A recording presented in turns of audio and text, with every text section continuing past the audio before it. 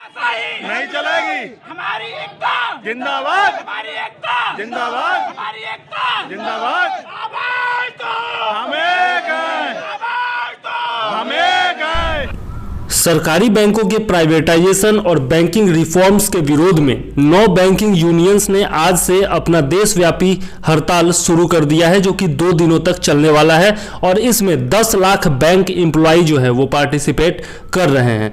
इससे पहले भी हम देख सकते हैं कि 13 मार्च को सेकेंड सैटरडे था, बैंक बंद था, 14 मार्च को संडे था इसलिए बैंक बंद था और अब 2 दिनों तक मंडे और ट्यूसडे को भी बैंक बंद रहने वाले हैं। तो जो रेगुलर बैंकिंग ऑपरेशंस है वो बंद रहेंगे। इससे आम उपभोक्ता जो आम कंज्यूमर है उसको काफ़ी नुकसान हो सकता है और रोज़मर्रा की उनकी ज़िंदगी प्रभावित तो हो सकती है।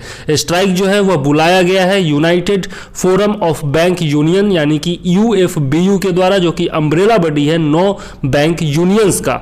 इसके अलावा जो यूनियंस हैं उसके अलावा 4 जो जनरल इंश्योरेंस कंपनीज है उन्होंने भी 17 मार्च को देशव्यापी हड़ताल बुलाई है। इसके अलावा न्यूज़ यह भी है कि जो LIC के यूनियन है और जो 4 इंश्योरेंस कंपनीज है उनके यूनियंस ने भी 18 मार्च को देशव्यापी हड़ताल बुलाई है पब्लिक कंपनीज के प्राइवेटाइजेशन के खिलाफ। तो हम इस वीडियो में देखने वाले हैं कि आखिर प्राइवेटाइजेशन सरकार कर क्यों रही है और उसका विरोध क्यों किया जा रहा है बैंक कर्मियों के द्वारा और जनरल इंश्योरेंस के जो कर्मचारी हैं उनके द्वारा। आखिर इसका विरोध क्यों किया जा रहा है, इससे देश को क्या नुकसान हो सकता है, देश को क्या फायदा हो सकता है, आम जनता को क्या नुकसान हो सकता है, आम जनता को क्या फायदा हो सकता है, यह सब हम लोग बहुत डिटेल में जानेंगे। NPA क्या है, बैंकों की समस्या क्या है, इन सब के बारे में हम लोग इसमें जानने वाले हैं। तो पूरा वीडियो अंत तक देखिए और चैनल को सब्सक्राइब कर लीजिए, साथ में बेल आइकॉन दबा दीजिए और वीडियो पसंद आता है तो लाइक कीजिए और कमेंट भी जरूर करते रहिए।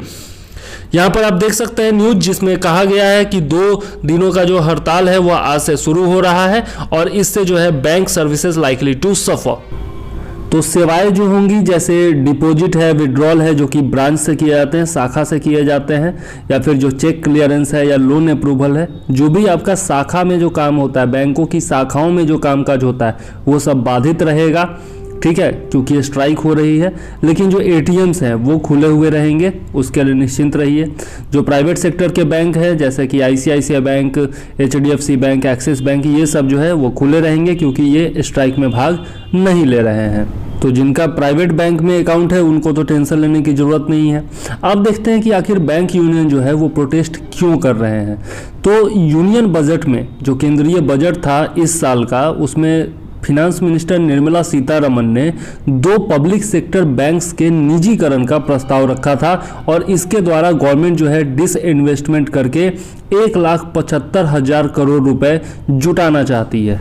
सरकार 2019 में पहले ही IDBI बैंक को प्राइवेटाइज कर चुकी है। जो LIC में इसका स्टेक था उसको बेचा जा चुका है। इसके अलावा जो 14 प्राइवेट सेक्टर बैंक्स थे उनको भी पिछले 4 वर्षों के दौरान मर्ज कर दिया गया है, आपस में मिला दिया गया है।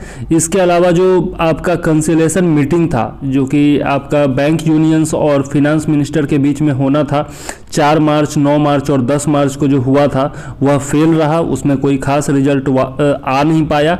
All India bank employ association के जनरल सेक्रेटरी CH वेंकटाचलम का यही कहना है। अब जो है 100% का सवाल यही है कि आखिर सरकार प्राइवेटाइजेशन कर क्यों रही है। तो प्राइवेटाइजेशन इसलिए कर रही है सरकार क्योंकि सरकार नहीं चाहती है बिजनेस करना। सरकार का सीधा कहना है कि government has no business to do business, और सरकार जो है वह आपका जो डे टू डे एक्टिविटी है बैंकिंग का उससे अपना हाथ खींचना चाहती है, जिम्मेदारी से बचना चाहती है और इसको प्राइवेट निवेशकों के हवाले कर देना चाहती है ताकि सरकार पर कोई अतिरिक्त दबाव न पड़े। बैंकों के लिए इसका मतलब है कि मार्केट में उनके लिए कंपटीशन बढ़ जाएगा। ठीक है, और जो उनका डिपेंडेंस है सरकार के ऊपर, फंडिंग के लिए जो डिपेंडेंस है, जो निर्भरता है, वो सीधा खत्म हो जाएगा या फिर कम हो जाएगा। इसके अलावा आपका जो बहुत दिनों से यह कहा जा रहा है कि जो प्राइवेट सेक्टर के बैंक्स हैं वो बहुत ज़्यादा अच्छे से काम नहीं कर रहे, अपनी क्षमता के अनुरूप काम नहीं कर रहे और सरकार के फंडिंग पर डिपेंडेंट हो जा रहे हैं क्योंकि NPA जो है, नॉन परफॉर्मिंग एसेट्स जो है, उनमें बहुत ज़्यादा बढ़ चुके हैं और बार बार जो है उनको रिकैपिटलाइजेशन की ज़रूरत होती है, सरकार से फंडिंग की ज़रूरत होती है ताकि वो अपना डेली का कामकाज आसानी से कर सके। तो सरकार पर अतिरिक्त दबाव होता है कि भैया एक तो अपना बैंकिंग भी चलाओ, ऊपर से NPA की समस्या हो जाती जाती है, उससे सरकार निपट नहीं सकती है। और इसके अलावा जो है आपका बार बार जो है रीफाइनेंसिंग करनी पड़ती है बैंकों की, तो सरकार इससे बचना चाहती है। वैसे एक और उपाय था कि भैया एनपीए को कम करने का कोई दूसरा उपाय तलाशा जाए, प्राइवेटाइजेशन ही जो होता है वही सब कुछ नहीं होता है, आप दूसरा काम भी कर सकते थे। जैसे आपने मर्जर किया है तो अच्छा कदम था ये मर्जर करना, ताकि जो छोटे बैंक्स हैं उनको बड़े बैंक्स में मर्जर करने से जो है काफ़ी हद तक एनपीए की समस्या कम हो सकती है। लेकिन यहाँ पर सरकार मतलब कि मर्जर करने पर जोर तो दे ही रही है, साथ साथ जो है प्राइवेटाइजेशन करने पर भी जोर देती जा रही है। वैसे जो प्राइवेट सेक्टर, जो पब्लिक सेक्टर बैंक्स होते हैं, सरकारी बैंक्स होते हैं या फिर जो सरकारी कंपनियां होती है, उनसे आम जनता का भी भावनात्मक जुड़ाव होता है। लेकिन जो तथ्य है उसको भी समझना जरूरी है कि जो आपका एक तो पेंडेमिक आया था, हमारा जो महामारी कोरोना महामारी के कारण हमारे देश की अर्थव्यवस्था जो है वो चरमरा गई थी। इसके अलावा जो एनपीए रेशियो है बैंक्स का, वह आपका सितंबर 2020 में 7.5% तक बढ़ गया और इसके अलावा सितंबर 2021 तक इसका जो रेशियो है एनपीए रेशियो वह 13.5% तक बढ़ने की संभावना है, ऐसा आरबीआई के रिसेंट फाइनेंशियल स्टेबिलिटी रिपोर्ट में कहा गया है। और यह जो है आगे भी बढ़ जाएगा और गवर्नमेंट का जो पब्लिक सेक्टर बैंक में जो कैपिटल फ्लो है वो भी बढ़ने की संभावना है, रिपोर्ट ऐसा कहती है आरबीआई की। तो यह भी एक बड़ी समस्या है, इसको भी देखते हुए सरकार जो है वो प्राइवेटाइजेशन करना चाहती है ताकि उस पर जो है दबाव अतिरिक्त न पड़े। आखिर सरकार का काम क्या है? सरकार का काम है लोक हितवादी काम करना, लोगों के हित में काम करना। तो सरकार गरीबी भी मिटाना चाहती है, सरकार जो जितनी भी योजनाएं हैं उनको भी लाना चाहती है, सरकार को उसके लिए भी पैसा चाहिए और सरकार के पास अभी पैसा है नहीं। जो इकोनॉमी है, जो भारतीय अर्थव्यवस्था है वह खस्ता हाल है और सरकार के पास पैसा है नहीं इन्वेस्ट करने के लिए, जो इंफ्रास्ट्रक्चर इन्वेस्टमेंट है और बाकी सब जो इन्वेस्टमेंट है उसके लिए भी काफ़ी मात्रा में पैसा चाहिए। अब सरकार बार बार जो है सरकारी बैंकों को ही पैसा देती रहेगी तो बाकी कामों के लिए पैसा कहाँ से आएगा? यह सरकार की बहुत जेन्युइन समस्या है।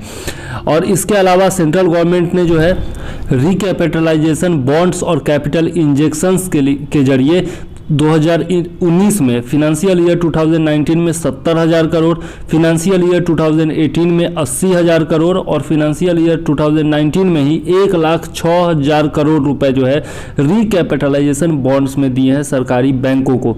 तो इतना सारा धन जो है वो सरकार को देना पड़ा है सरकारी बैंकों के रिकैपिटलाइजेशन के लिए। अब सरकार जो है प्राइवेटाइजेशन करना चाहती है ताकि जो भी अच्छा परफॉर्म करने वाले बैंक्स हैं, सरकारी बैंक है, उनको सेवा दी जा सके, उनको सहायता दी जा सके और जो खराब परफॉर्म कर रहे हैं, जो भी सरकारी बैंक जो अच्छा प्रदर्शन नहीं कर पा रहे, अपनी क्षमता के अनुरूप काम नहीं कर पा रहे हैं, उन पर जो है कम ध्यान दिया जाए, उनका कैपिटलाइजेशन सरकार को न करना पड़े ताकि सरकार के पास पैसा बच सके। अब यह भी बहुत बड़ा सवाल है कि आखिर प्राइवेटाइजेशन के बाद होगा क्या? जो पब्लिक सेक्टर बैंक्स का प्राइवेटाइजेशन किया जाएगा उसके बाद असर क्या पड़ेगा? तो ऐसा सोचा जा रहा है लोगों के द्वारा कि भैया पोस्ट प्राइवेटाइजेशन जो होगा, नया जो मैनेजमेंट आएगा, जो नया प्रबंधन होगा वह प्रॉफिट ओरिएंटेड होगी, मतलब लाभ कमाना चाहेगी और जो आपका एनपीए है उसको बहुत हद तक कम करना चाहेगी या ख़त्म करना चाहेगी। पोस्ट प्राइवेटाइजेशन मतलब निजीकरण के बाद जो है सिनारियो ये भी हो सकता है कि जो रिटेल ऑपरेशंस है बैंक के उन पर नया मैनेजमेंट ध्यान दे और जो आपका ब्रांच प्रॉफिट कमा करके दे रहे हैं उन पर जोर दिया जाए, उनको रखा जाए और जो ब्रांच आपका प्रॉफिट कमा करके नहीं दे रहे हैं उनको बंद कर दिया जाए, ऐसा भी संभव है। और यही सबसे बड़ी समस्या है कि भैया अगर जो आपका ब्रांचेज बंद होने लगेंगे तब जो उनका ह्यूमन रिसोर्सेज है, जो वहाँ के कर्मचारी हैं, उनका क्या होगा? और यही मेन समस्या है कि कहीं उनको काम से निकाल न दिया जाए, उनका काम जो है वह छीन न जाए। यह बहुत बड़ी समस्या है और स्ट्राइक का सबसे बड़ा कारण भी मेरे हिसाब से यही होना चाहिए। और ना लाइटर नोट, मतलब यदि मजाक में बोले तो भैया सरकारी बैंक में जाकर के आप देखते ही हैं कर्मचारी जो है ढंग से काम नहीं करते हैं और सही टाइम पर आपका कोई भी काम हो नहीं पाता है। तो प्राइवेटाइजेशन हो जाएगा तो उनको काम भी करना पड़ेगा, ये भी एक समस्या हो सकती है। भैया मैं किसी सरकारी कर्मचारी पर दोष नहीं लगा रहा हूँ, लेकिन ऐसा होता है जो हमने महसूस किया है। इसके अलावा हम देखते हैं तो प्राइवेटाइजेशन से एक घाटा ये हो सकता है कि अभी तक जो सर्विसेज फ्री हैं, जैसे पासबुक है, एटीएम कार्ड है, कैश डिपॉजिट है, ये सब जो सेवाएं हैं अभी तक फ्री हैं। हो सकता है कि प्राइवेटाइजेशन के बाद इन पर भी पैसा देना पड़ जाए आपको। इसके अलावा गवर्नमेंट के लिए इसका क्या मतलब होगा, तो गवर्नमेंट के लिए इसका मतलब होगा कि भैया उनका जो फिनेंशियल रिसोर्सेज है, जो भी उनके वित्तीय संसाधन है सरकार के, उसका वो सही ढंग से उपयोग कर पाएगी। उनको बार बार जो है रिकैपिटलाइजेशन के लिए पैसा नहीं देना पड़ेगा, वो पैसा बच जाएगा। तो सरकार गरीबी मिटाने के लिए और बाकी जो सरकारी प्रोजेक्ट्स हैं उनमें उस फंड का इस्तेमाल कर सकती है। कंज्यूमर्स के लिए क्या फ़ायदा हो सकता है, तो जो आप प्राइवेट बैंक में जाते हैं तो देखते हैं कि कितनी अच्छी सर्विसेज मिलती है आपको। तो अब जो है सरकारी बैंक जो होंगे उनका भी प्राइवेटाइजेशन हो जाएगा, तो उसमें भी आपको इम्प्रूव्ड सर्विसेज देखने को मिल सकती है, क्योंकि कंपटीशन जो है होगा वो प्राइवेट सेक्टर बैंक्स में बढ़ जाएगा, है ना। तो इस प्रकार से आपके लिए भी फायदा हो सकता है, सरकार के लिए भी फायदा हो सकता है और बैंक्स के लिए भी फायदा हो सकता है। लेकिन इसका कुछ नुकसान भी है कि आपको हो सकता है कि कुछ एक्स्ट्रा चार्ज देना पड़े, जो आज के डेट में फ्री सेवा है उसके लिए भी।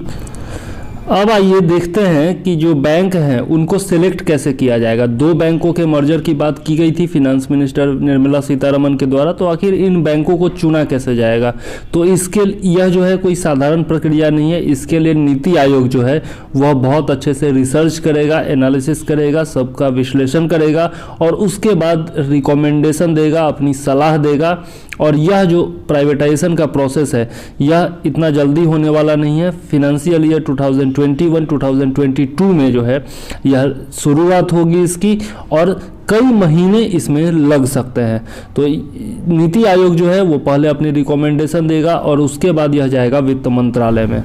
उसके बाद उस पर गहन चर्चा के बाद यह जो है प्राइवेटाइजेशन किया जाएगा। और पूरी तरह से देखें, यदि ओवरऑल देखें तो यह जो प्राइवेटाइजेशन है पीएसयू बैंक्स का यह अच्छा ही है। पब्लिक सेक्टर यूनिट बैंक्स का प्राइवेटाइजेशन होना चाहिए, ऐसा सरकार का कहना है और कुछ एक्सपर्ट्स का भी कहना है, क्योंकि यूनियन बजट में जो है 20,000 करोड़ रुपए इस बार भी रखे गए हैं रिकैपिटलाइजेशन के लिए, जो सरकारी बैंकों का रिकैपिटलाइजेशन होना है उसके लिए। और आरबीआई का फाइनेंशियल स्टेबिलिटी रिपोर्ट कहता है कि सितंबर 2021 तक यदि सबसे बुरा कंडीशन भी रहा तब भी 14.8% जो है एनपीए रेशियो हो जाएगा बैंकों का। और इसी रिपोर्ट के अनुसार जो आपका ग्रॉस एनपीए है प्राइवेट सेक्टर बैंक्स का, जो सितंबर 2020 के क्वार्टर में 9.7% था, वह सितंबर 2021 के क्वार्टर में 16.2 से लेकर 17.6% तक होने की संभावना है, और वो भी इन द वर्स्ट केस, जो सबसे बुरा सिनारियो होगा उसमें।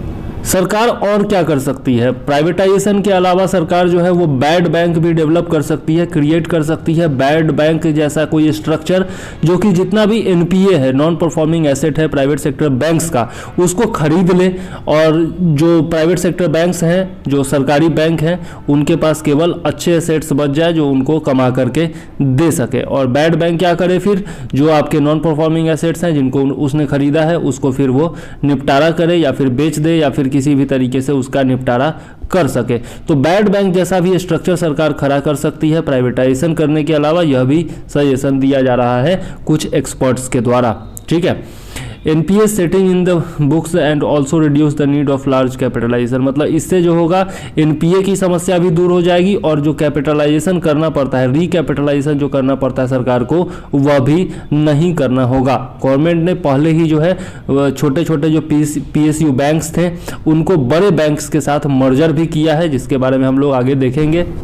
वैसे न्यूज यह भी आ रहा है कि नीति आयोग ने 6 प्राइवेट सेक्टर बैंक्स को प्राइवेटाइजेशन प्लान से अलग कर दिया है ऑलरेडी। आप देख सकते हैं यहाँ पर news, the department of investment and public asset management will now take the proposal to a group of ministers. NITI Aayog ने यह जो प्रपोजल है वो आगे भेज दिया है। और ये 6 जो आपके बैंक्स हैं वो कौन कौन है? तो इसमें आपका पंजाब नेशनल बैंक है, यूनियन बैंक है, केनरा बैंक है, इंडियन बैंक है, बैंक ऑफ बड़ौदा है और स्टेट बैंक ऑफ इंडिया है। इनका प्राइवेटाइजेशन जो है वो नहीं किया जाएगा। नीति आयोग ने इनको प्राइवेटाइजेशन प्लान से बाहर कर दिया है। ठीक है, तो यह बहुत बड़ी न्यूज़ है जो कि आ रही है, जो लेटेस्ट न्यूज़ है। ठीक है, इसके बाद हम लोग देखते हैं सरकार ने 2019 में, अगस्त 2019 में एक मैसिव कंसोलिडेशन एक्सरसाइज किया था जिसमें 10 पीएसबीज को 4 पीएसबी में मर्ज कर दिया गया था।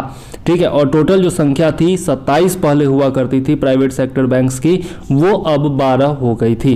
ठीक है, और these banks are still in the process of consolidation, इनका कंसोलिडेशन जो है और जो मर्जर है वो आज भी किया जा रहा है। ठीक है, और इनको जो है प्राइवेटाइजेशन प्लान जो है इनके लिए भी डिस्रप्टिव हो सकता है, इनके लिए खतरनाक हो सकता है, ऐसा कुछ एक्सपर्ट्स का मानना है। तो प्राइवेटाइजेशन का नुकसान भी है और लाभ भी है। ठीक है, एज पार्ट ऑफ 2019 कंसोलिडेशन, मतलब जो मर्जर किया गया था 2019 में, उसके तहत ओरिएंटल बैंक ऑफ कॉमर्स और यूनाइटेड बैंक ऑफ इंडिया को आपका पंजाब नेशनल बैंक में मर्ज कर दिया गया था। इसके अलावा इलाहाबाद बैंक को इंडियन बैंक में मर्ज किया गया था, सिंडिकेट बैंक को जो है केनरा बैंक और आंध्रा बैंक केनरा बैंक में मर्ज कर दिया गया था, और आंध्रा बैंक और कॉरपोरेशन बैंक को यूनियन बैंक ऑफ इंडिया में मर्ज किया गया था।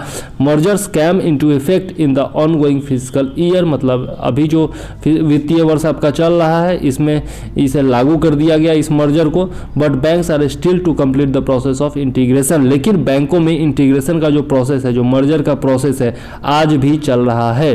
ठीक है, और इसके दौरान हम लोगों ने देखा है कि कोई ऐसा नहीं है कि मर्जर के बाद कोई नौकरी गई है, ऐसा मुझे तो न्यूज़ नहीं मिला, अब आप लोगों को मिला हो तो पता नहीं, लेकिन ये न्यूज़ अभी तक ऐसा नहीं मिला है कि मर्जर के कारण किसी मतलब बैंक कर्मचारी की नौकरी चली गई हो। तो इस प्रकार से हम लोगों ने प्राइवेटाइजेशन के दोनों पक्षों को देखा। प्राइवेटाइजेशन एक तरह से सरकार के लिए अच्छा है और सरकार के पास पैसा बचेगा, इससे रिकैपिटलाइजेशन बार बार नहीं करना पड़ेगा, तो सरकार जो है सरकारी योजनाओं में उसको खर्चा कर सकती है, इंफ्रास्ट्रक्चर इन्वेस्टमेंट में खर्चा कर सकती है और जनता के हित के और भी काम कर सकती है यदि पैसा बचता है तो।